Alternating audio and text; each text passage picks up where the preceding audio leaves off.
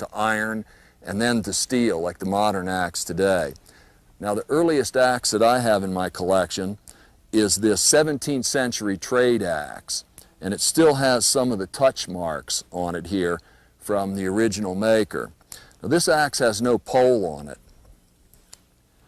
and you'll notice that this is a 1930s Collins that was a trade axe to South America that also is made with no pole. Now, what's wrong with this axe for today's standards is that there's no weight behind the blade. It wobbles. It has a speed wobble when you use it. This was actually an 18th century splitting maul. Still has what looks like the original handle in it. And then of course we have the hewing axe, side axe, or better known as a broad axe. This is a Germanic goose wing, and you can see also the touch marks in it.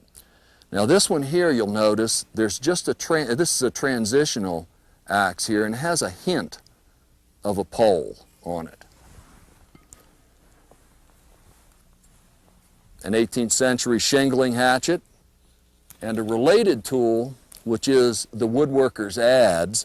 Now it looks like a grub hoe, but it's not. It's for woodworking. It's not quite as old as the axe, but we're going to take a look at the adze today also. Now around 1750, in North America, some unknown blacksmith added the pole. Now the pole is the weight behind the handle. And what it does is it gives a counterbalance to the blade weight. It eliminated that speed wobble that I talked about when you chop.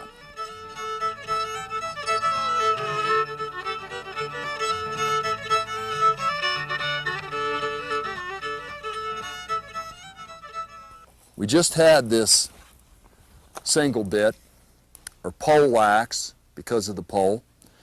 And this is a good old true temper. As a matter of fact, my father gave me this axe when I was 14 and went into the woods.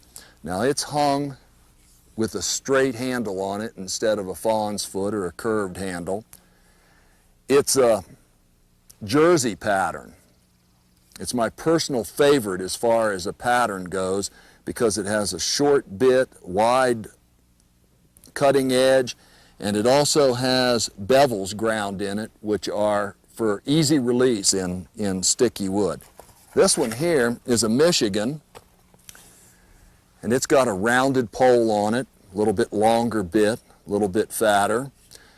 This happens to be a Winchester, manufactured by the firearms maker. And the Michigan is also still being manufactured, and a good serviceable axe. Not my personal favorite as far as a pattern goes.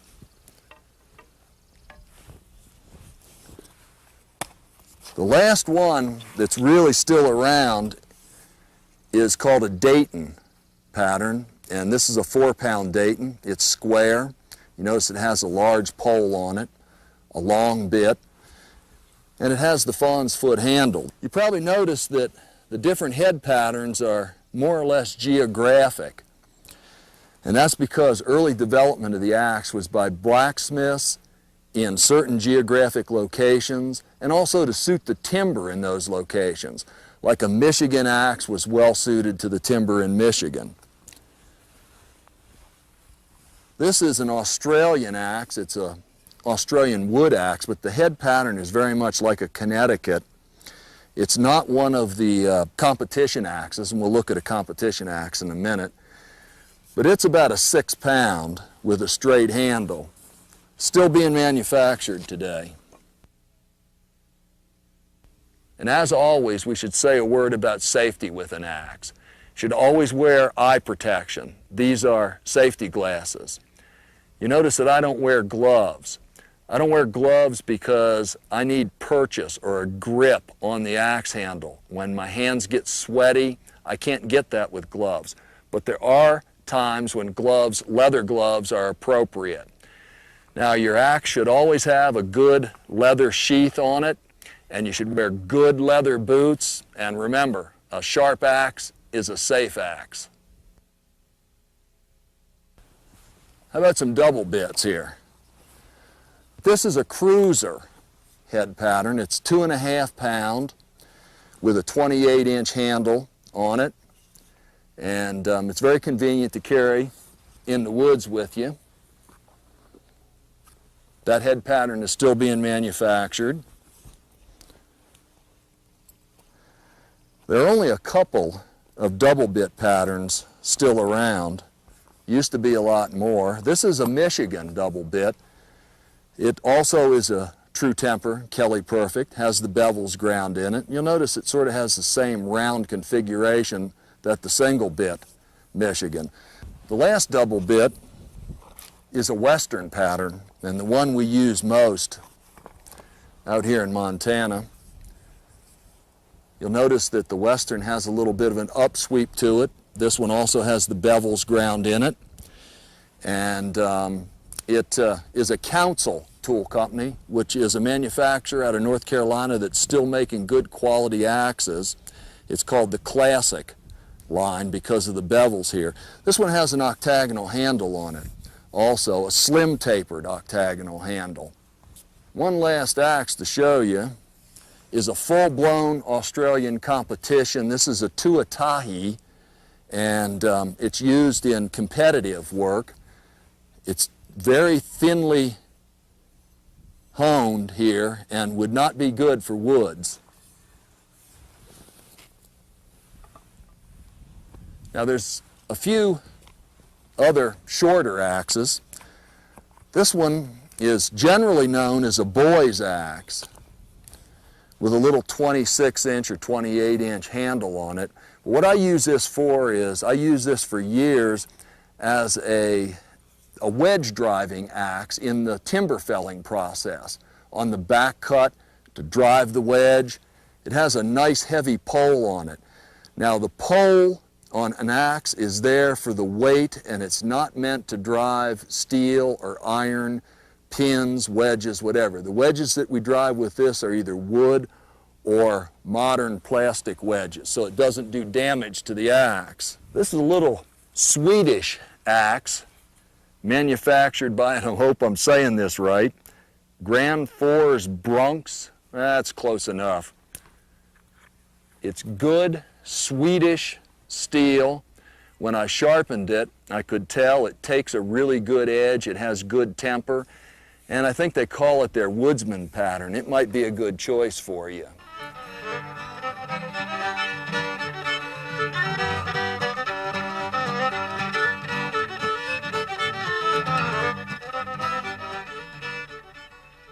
An axe, if it's used properly, is a real safe tool. An axe, if you cut corners, it can be a real dangerous tool. The one thing that we've seen in the past that have been injury related, and injuries to ankles or feet, has come down to one simple thing. If when you're chopping on a log, if you never let your axe handle break a plane that's parallel with the ground as you're chopping, then you can't cut your feet. And the only time we break that rule is when we're chopping with the log between our body and the axe head. If you've already made the decision to chop the log, the first thing I do again is look at the log, figure out what I'm going to do with it. Where's the best place to chop it? If you're limbing on a downed log, you should try to be limbing the log on the opposite side from where you're standing. In other words, keep the log between you and your axe. The second part is when you're limbing, a lot of times you'll see that the axe head goes through some of the limbs real easy, so it's pretty easy to get wild in a situation like that. So you should be really clear on where other people are, and you should be really clear on where your swing is going. Yeah, there's a lot of times when, no matter how hard you try, you have to limb on the same side of the log that you're standing on. And when that happens, just be doubly sure never to let your axe handle or your axe head drop below the level of your hands as you're chopping. The third is when you're swinging, is to make sure that you have a clear area within the complete radius or arc of your swing. When you're doing that, you don't want your axe, when it's over your head, even to hit a little branch. So sometimes there might be a little branch that's out of the radius of your swing, but it's going to be catching your eye and it's going to be interfering with your vision the whole time.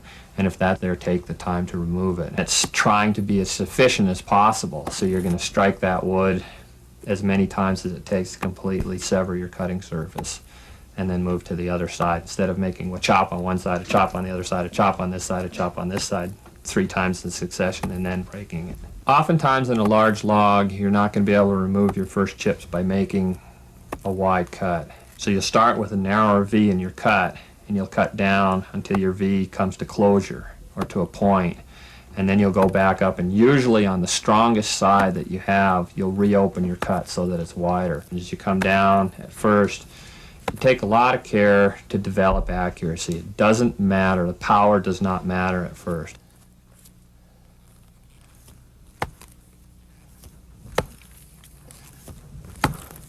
Again, I'm flexing at the knees, especially when I get near this part of the cut, so my axe handle stays parallel. So work on your accuracy as you're coming down.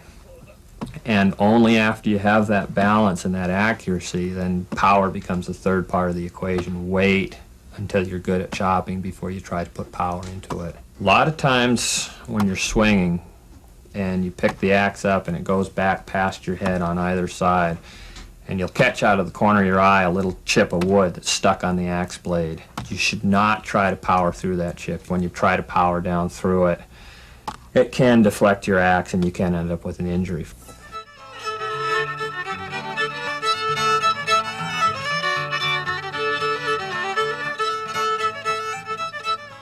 Then there's always the splitting maul. This is a 6-pound maul. It's an axe eye instead of a sledge eye maul, which I prefer the feel of the handle on. Good splitting tool. Now, I'm not one much for newfangled gadgets. I like tradition. But here's a splitting axe called the Super Splitter, and it's got a little flare on the side here, and it works real good. I'm real impressed with it. It comes in 2 sizes, this being the smaller, and then there's a little bit heavier version of it. A real quick look at wood splitting here. The splitting maul, 6-pound splitting maul, and splitting is a matter of concentrating your energy. Put your body weight into it. The last splitting tool is just a single bit axe. With an axe, which doesn't have much of a wedged shape to it, and I'm going to take my gloves off here for this so I can feel the handle real good.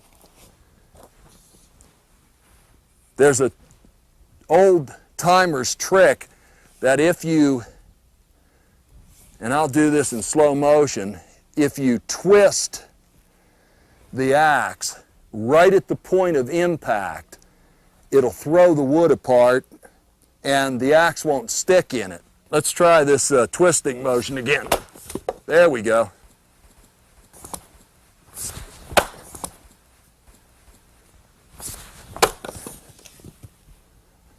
Man, I'm hot now.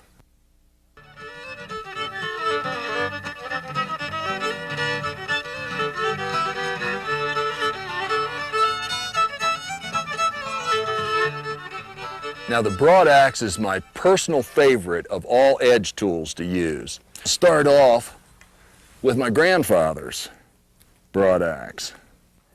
It's a big one.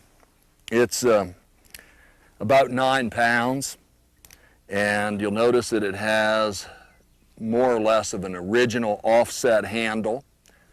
This is a Pennsylvania pattern broad axe, and it's made by William Beatty and Son out of Chester, Pennsylvania. And now there's 3 fairly common 20th century and 19th century patterns, the Pennsylvania being one of them. And I'll show you 2 others here. Fancy sheath here. Oops. This is called a New Orleans pattern, and you'll notice that it's clipped off on the edges. It has a pretty large pole.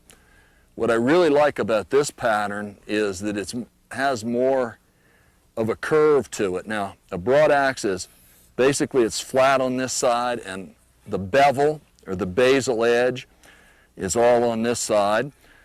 This has a dog leg handle, which is just an offset, a single offset handle as opposed to the S-bend. So Pennsylvania, New Orleans, and Canadian pattern. This one still has the maker's sticker on it, even though it's a historic axe. The Canadian pattern has this little bevel right through here, and that distinguishes the Canadian pattern axe. You do have a choice, though, between historic and modern.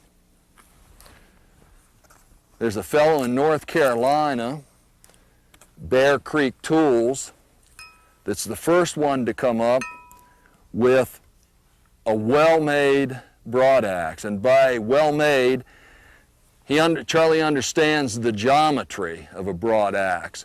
It's got the curve to it this way, the flat side. It's hung properly. This is a good choice for you for a modern manufactured broad axe.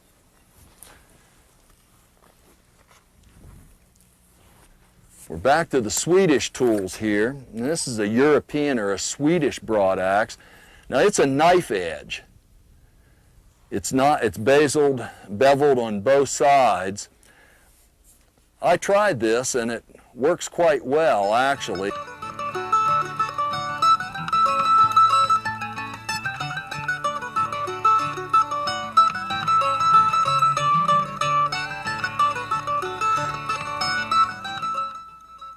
The actual hewing process starts with scoring of the log, and there's a couple of different techniques for scoring. Let's start off with the most difficult, which is to chop a V-notch. And on a larger diameter like this, a V-notch is the best way to remove the bulk of the wood before you go to the broad axe. So what we do here is carefully cut a notch into the depth of the line, and then come over here and you keep cutting these V-notches into the depth of the line.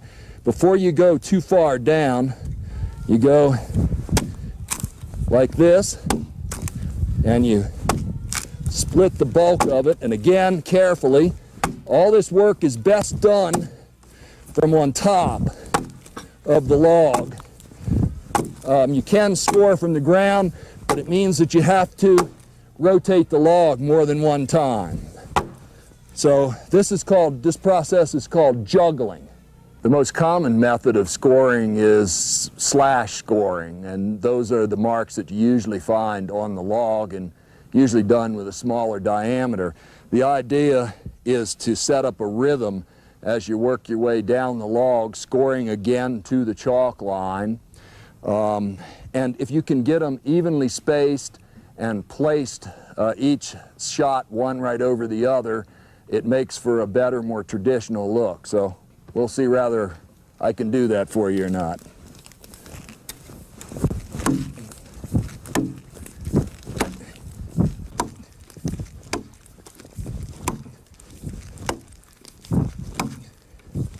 That's the slash scoring process, and we're trying to keep the marks 3 to 4 inches apart and one over top of the other. There's a little, if you would, there's a little dance that goes with this, a shuffling motion that you do to keep the rhythm going on it, to keep your even spacing. The hewing process is one of removing the rest of the wood to the line. That sometimes on a larger diameter log like this, that sometimes takes 2 tries at each side. And that would be score with the pole axe, hew with the broad axe, come back and score the last time to the line, and again use the broad axe to finish. Traditional broad axe worked forward with it. The terminology bark your knuckles came from this historic process where, as you're chopping like this, your knuckles are in jeopardy on the log. That's why historically you hew forward, creates more room for your hands. The handle is offset. This is a dog leg offset to give you a little bit more hand room in there. Now, I also like to hew backwards, even though it puts my fingers in more jeopardy, barking my knuckles, because I can see the plane that I've just worked on, and it gives me a better sight line if I go that way. But we'll start here and do it in a traditional fashion. The broad axe is raised and lowered in an easy motion. It's not swung real hard.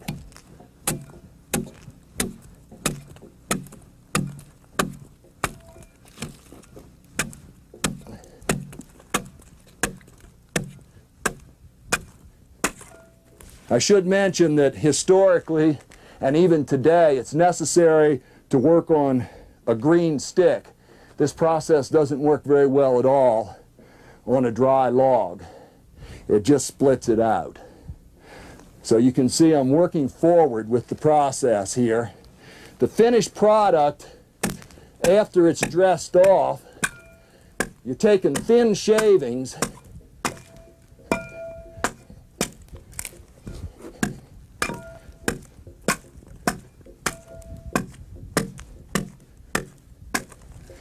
and some of them are quite thin for an axe, and it leaves a fairly smooth surface with just a hint of the scoring marks left in it. When you're using the broad axe, if you miss, especially on these thin shavings, sometimes the axe will go on by. Let it go on by. Don't let it go into the dirt and the rocks. The wood chip buildup will save the edge, but don't try and pull a missed shot like that. These axes are heavy enough as they are. If you do it all day long, your forearms will be burning.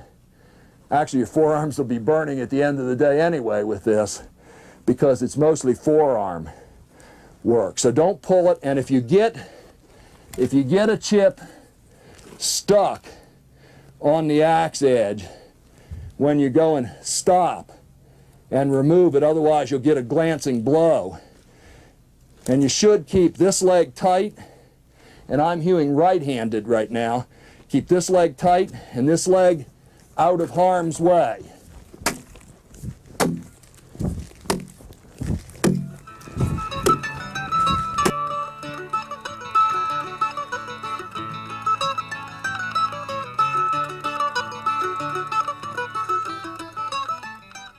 Let's take a look at the foot adze. We started off with the 18th century. It has a pin pole here. Now this was for hammering on. It's all hand forged. A modern day would be this carpenter's, and it has a half pole on it. This is a Douglas.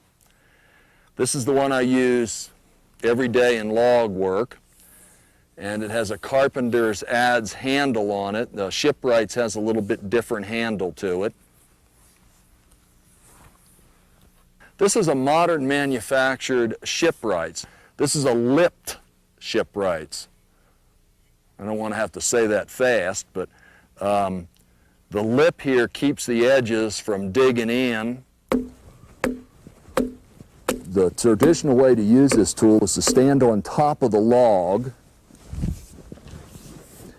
and chop right towards your feet. So I'm going to do that while I'm looking at my feet.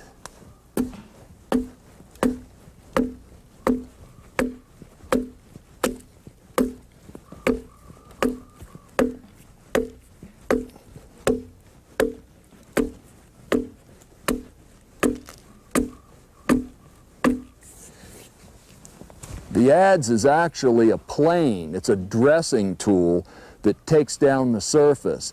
When broadaxe hewn logs were dressed up for parlor beams, they were planed off, and you'll notice that it leaves a smoother finish, although undulating, but also a fairly thin shaving, and in a lot of cases not much thicker than a plain shaving blade.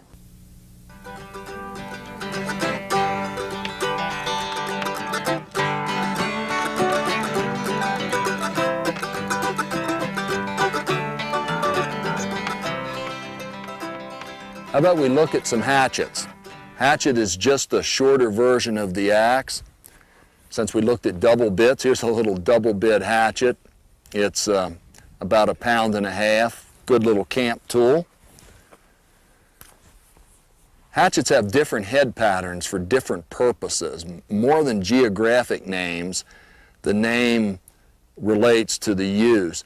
This is a claw hatchet, and you can see it has a nail pulling claw to it. This is one of my favorites for rough log construction. And then we have a broad hatchet. Like the broad axe, it's beveled on one side, flat on the other side. Unlike the broad axe, the handle is straight in it though, and it's a small hewing tool. Shingle hatchet has a flared bit on it. You'll notice that this particular make has the bevels ground in it for release. And then we have your hunter's axe here, or hunter's hatchet, and it has a nail pulling device here, which is useless in my opinion, doesn't work well, but the shape of it is very much like the Michigan or the Dayton axe pattern. This is an odd thing that appeared for a number of years and only by True Temper, and it's called a Tommy axe. It has a head shape like a tomahawk. It has a pole for driving, and it also has a little claw on it for pulling. For more information on axes, we have an axe manual that's a companion to this video program. There's also a video that we made for historic preservation called These Old Cabin Logs, and it's on log cabin restoration. You might be interested in that. And then there's Hand Tools for Trail Work video. Now this is as close as you're going to get to seeing this cowboy dance. He's up in the morning at the break of day, with his axe and a file and lunch packed away. Then he's off to the woods where he'll earn his pay. It's all in the life of the woodsman. He swings his axe with truth and grace, to strengthen his arms and pound on his face. Carry it with him till the day dies. There's a lesson to be learned from the woodsman.